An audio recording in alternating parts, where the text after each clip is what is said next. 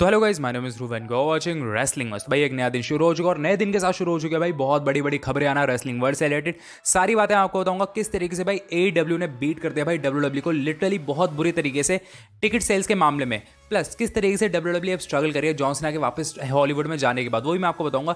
Drew McIntyre के आगे के फ्यूचर के बारे में हमें कुछ यहाँ पे बेसिकली पता चला है और प्लस एक्सट्रीम रूल्स के हमें पता चल चुका है बैटिंग ऑड्स, मतलब ऑलमोस्ट 90% के आसपास हमें रिजल्ट पता चल चुका है भाई एक्सट्रीम रूल्स का क्या होने वाला है। सारी बात आप आज करेंगे इसी वाली वीडियो में। आप वीडियो को अंत तक देखते रहना, चैनल पे पहली बार है तो प्लीज सब्सक्राइब कर देना। चलते हैं वीडियो की तरफ। बात कर लेते हैं बेसिकली जॉन सीना और WWE के बारे में। बेसिकली हमें दिखा दिया था कि भाई जॉन सीना का रिटर्न हुआ मनी इन द बैंक में और उसके बाद से WWE का सब कुछ बड़ा ही है। मतलब भाई WWE की एकदम से रेटिंग्स बढ़ गई थी, व्यूअरशिप बढ़ गई थी और सब कुछ मतलब बेसिकली बहुत बढ़िया होने लग गया था। लेकिन हमें पता चलता है कि भाई किस तरीके से जॉन सीना जैसी SummerSlam के बाद वापस गए हैं, WWE की व्यूअरशिप बहुत ज्यादा नीचे आ गई और प्लस उनकी जो टिकट सेल्स वो लिटरली खत्म हो गई है भाई, बंद हो चुकी है लाइव इवेंट की यहाँ पे टिकट्स आना। डेव मेल्सर ने इसी टॉपिक पे बात करी, वो बताते हैं भाई किस तरीके से जो बेसिकली जैसी जॉन सीना गए ना तो उनकी व्यूअरशिप यहाँ तो व्यूअरशिप प्लस यहाँ पे टिकट्स जो सेल है वो पहले जैसे हाई आ रही थी, अब वो एवरेज और बिलो एवरेज पे आ चुकी है और वो और भी ज्यादा नीचे जा सकती है अगर कोई अच्छा यहाँ पे बंदा यहाँ पे नहीं आता लाइव इवेंट्स में। वो बात करते हैं एज आ सकता है, यहाँ पे सेथ रॉलिंस आ सकता है और बड़े बड़े टैलेंट्स को यहाँ पे बुलाना चाहिए लाइव इवेंट्स में। मैं आपको सच बताऊं भाई मैं इस चीज से बिल्कुल ही डिसएग्री करता हूँ। एक्चुअल में अच्छी स्टोरी लाइन्स होनी चाहिए, अच्छे मैचेस एडवर्टाइज होने चाहिए, चाहे वो किसी भी बंदे को, तो भाई लाइव ऑडियंस आएगी ही आएगी। बात कर लेते हैं ड्रू मैकिंटायर के बारे में। बेसिकली मैंने आपको कल की वीडियो में बताया था कि हमें एक मैच दिखने वाला है 1 अक्टूबर को ड्राफ्ट का, जो कि बेसिकली पहला दिन होने वाला है स्मैकडाउन को। उसमें हमें एक मैच दिखा देगा Drew McIntyre versus Roman Reigns का, जो कि होगा बेसिकली एक डार्क मैच हो सकता है, ज्यादा चांसेस हैं यूनिवर्सल टाइटल के लिए वाला मैच होगा। मुझे नहीं लगता कि भाई हमें शो पे दिखाई देने वाला है। उसका पोस्टर हमारे सामने आ गया, पहले तो पोस्टर देख लो भाई। लेकिन अब हमें ये पता चल चुका है कि भाई ड्रू मैकिंटायर को WWE ने खुली छूट दे दी कि भाई तुम्हें अगर रॉ का रोस्टर ज्वाइन करना है, अगर तुम्हें स्मैकडाउन का रोस्टर ज्वाइन करना है तो तुम हमें बता दो, हम तुम्हारी उस हिसाब से स्टोरी लाइन्स बना देंगे। प्लस तुम्हें क्या हील बनना है, तुम्हें क्या बेबी फेस बनना है, तो हम उस हिसाब से तुम हमें बता दो। भाई मुझे ऐसा लगता है कि भाई ड्रू मैकिंटायर को बहुत बड़े बड़े अपॉर्चुनिटीज दी जा रही है और अगर ऐसी अपॉर्चुनिटीज उन्हें दी जाते हुए वो बंदा बहुत टैलेंटेड है, हो सकता है कि वो आगे जाके WWE की फेस ऑफ द कंपनी बन जाए। तो अगर आपको ऐसा लगता है तो आप नीचे कमेंट में बता सकते हो। हम चलते हैं अगली न्यूज की तरफ और ये आ रही है बेसिकली AEW के प्रेसिडेंट टोनी खान की तरफ से। बेसिकली टोनी खान ने एक बहुत ही ज्यादा कॉन्ट्रोवर्शियल स्टेटमेंट मार दी।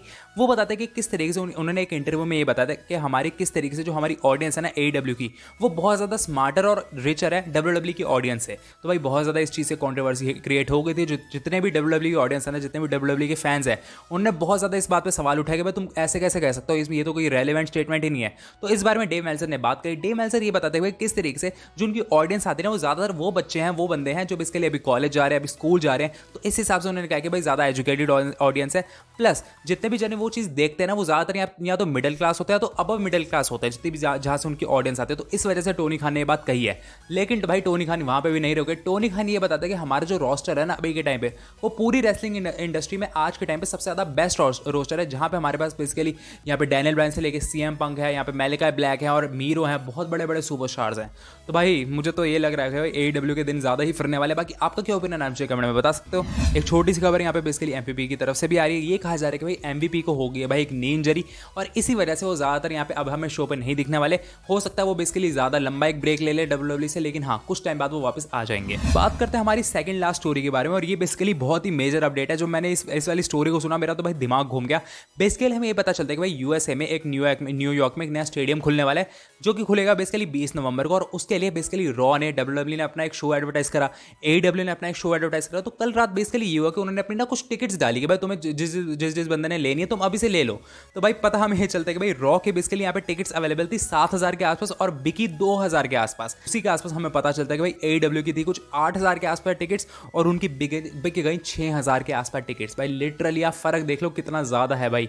और मैं आपको बता दूं AEW ने या फिर WWE ने कुछ भी लिटरली एडवर्टाइज किया ही नहीं था। AEW ने बेसिकली यही एडवर्टाइज किया था कि MJF होने वाले शो पे।